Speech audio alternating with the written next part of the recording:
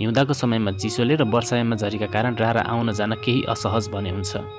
यस क्षेत्रका बासिन्दाहरूले कृषि, होटल, होमस्टे, च्याङ्ग्रा पालन, जडीबुटी खोज तथा बिक्री, घोडा सवार आदि पेसा अवलम्बन गरी जीवन निर्वाह गर्दै आएका छन्। रारा घुम्न थाल्चा एयरपोर्टबाट पैदल बाटोसहित ट्रेकिङ रुट पनि निर्माण गरिएको छ।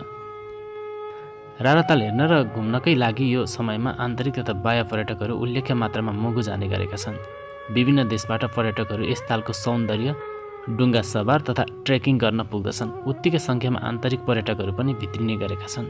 पर्यटन वर्ष 2020 सफल पार्न रारा क्षेत्रको महत्त्वपूर्ण भूमिका रहनेमा कसैको पनि दुईमत छैन।